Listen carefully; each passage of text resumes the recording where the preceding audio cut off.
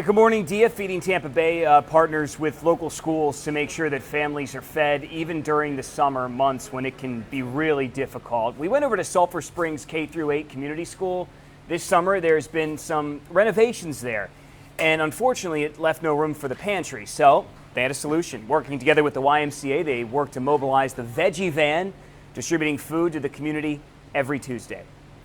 Inflation is crazy right now. We know that that's impacting the entire community, but especially families that live in Sulphur Springs. This is a food desert, so they don't have access to grocery stores in a close proximity. It's a walking community, so many of our families don't have personal transportation. So to have access to these things in the community is really a huge benefit to them. The school also works with families to ensure they have snacks and food for the weekends as well. So really no stones left unturned there. Read more about this partnership and how to find food on abcactionnews.com/food. How appropriate. Thomas Mantz, the head of Feeding Tampa Bay, joining me now here live on the air. You smirked a little bit when I brought up the veggie van. I know that's something of many things you guys are probably very proud of. It is. I think we always look to solve problems. How do we make the life of a family that comes into our care easier? Most of us have the ability to pay for the convenience of our time, but the families we serve don't.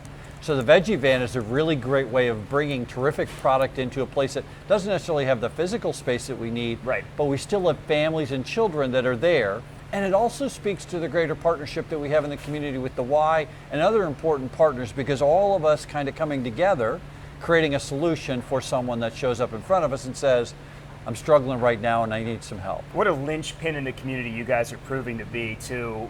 I got to drive the point home. Out of the pandemic now, there's still, I'm sure you're seeing a lot of first timers, people who never thought they would be food insecure, showing up here at Trinity Cafe, showing up at your doors needing help. I think what the pandemic showed us more than anything else was how many folks were economically on the edge to begin with. Right. And the pandemic just wiped a lot of those folks out. I think all of us felt like things were moving ahead a little bit, and now we've had a recession hit families who are already in a difficult spot. And it's a tough time for them right now. But to your point, I think we hope as an organization always that when someone comes into our care, we can provide that momentary opportunity for a meal, but also bring partners and other services around to make sure that folks have the resources that they need. Well, I think that's great. Thomas Mantz, head of Feeding Tampa Bay, you've tagged us in as your partners here as we're packing the pantries. And as a result, we've got a live website right now. That's abcactionnews.com/food. You guys go there. There's a donate button there. There's also information on how to volunteer because you need that too. Well, and I think what we'd like to say at the end of this, if we're going to make sure our community is better, we need folks like you all at ABC to help us tell the story, help us generate resources, community partnership, because this is a solvable problem. We can feed children, we can feed families, and with folks like ABC and others coming alongside us, we can do it. And we're just so grateful you guys are willing to step into this issue with us for our community. Happy to do it, Thomas. Happy to do it. We're going to send it back inside to my colleague, my co-anchor, Dia Riley. I know this is something near and dear to you as a mom.